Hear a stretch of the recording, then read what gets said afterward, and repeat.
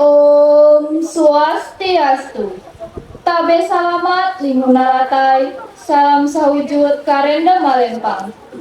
Om awi genam astu namo sidam, Om sidirastu tat astu swaha. Puji dan syukur saya panjatkan ke hadapan Ide Sang Yang Widewasa, Ranying Hakala Langit, Tuhan Yang Maha Esa.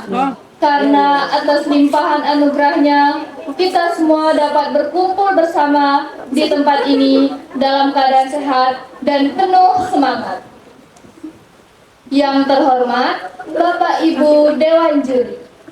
Yang saya hormati, panitia penyelenggara, serta teman-teman generasi muda Hindu yang saya banggakan. Perkenalkan, saya Wayan Rahayu Maharani, perwakilan dari SMA Negeri 4 Palangkaraya. Pada hari ini, izinkan saya untuk menyampaikan Dharma Wacana dengan tema Generasi Muda Hindu yang Berkarakter dan Inspiratif. Teman-teman sedharma yang berbahagia, kita sebagai generasi muda Hindu adalah penerus tradisi dan budaya luhur yang diwariskan oleh para pendahulu kita. Kita tumbuh dalam lingkungan yang penuh dengan nilai-nilai adat, etika, dan ajaran suci yang membentuk identitas kita sebagai bagian dari umat Hindu. Namun, di zaman modern seperti sekarang, tantangan kita tidaklah mudah. Banyak pengaruh luar yang bisa membuat kita lupa pada jati diri dan nilai-nilai Dharma. Karena itu, penting bagi kita untuk membangun karakter yang kuat dan berlandaskan ajaran agama. Dalam ajaran Hindu, salah satu pedoman hidup yang bisa membantu kita untuk menjadi pribadi yang seimbang dan bijak, yaitu Catur Purusa Artha, yang berarti 4 tujuan hidup manusia. Keempatnya adalah Dharma, Artha, Kama, dan Moksa. Untuk itu, mari kita pahami satu persatu dengan cara yang sederhana. Pertama, Dharma. Dharma adalah landasan hidup kita. Ajaran tentang kebenaran, tanggung jawab, dan keadilan. Dharma mengajarkan kita untuk berbuat baik, menghormati sesama, dan menjunjung tinggi nilai-nilai moral.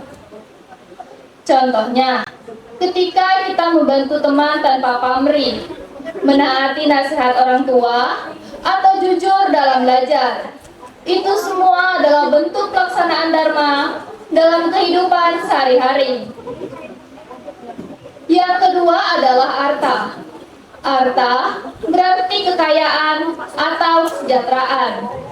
Artha bukan hanya berbicara soal uang, melainkan tentang bagaimana kita bekerja keras dan hidup mandiri dengan cara yang benar. Contohnya, kita bisa mulai belajar menabung, menghargai hasil kerja, dan tidak boros untuk hal-hal yang tidak perlu. Artha juga mengajarkan kita untuk mencapai keberhasilan dengan tetap jujur dan beretika. Ketiga adalah Kama. Kama berarti keinginan atau kesenangan hidup. Menerapkan Kama bukan berarti kita harus mengekang diri dari kebahagiaan. Akan tetapi, kita diajarkan untuk menikmati hidup secara bertanggung jawab.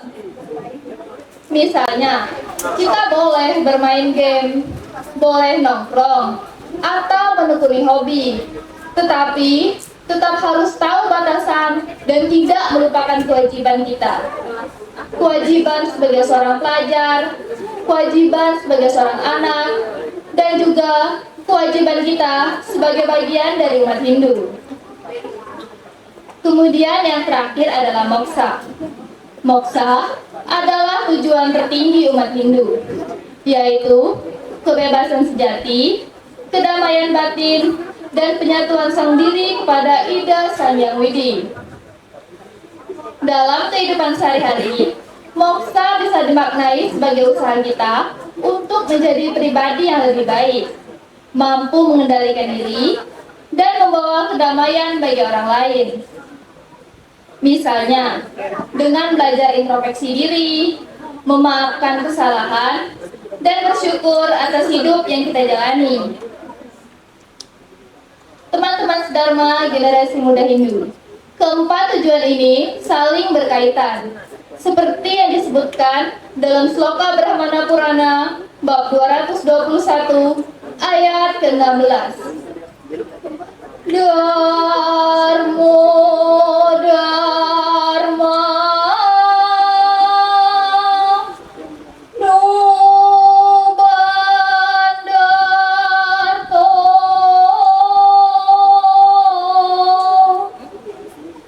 Dharma Not Manta Pidaka,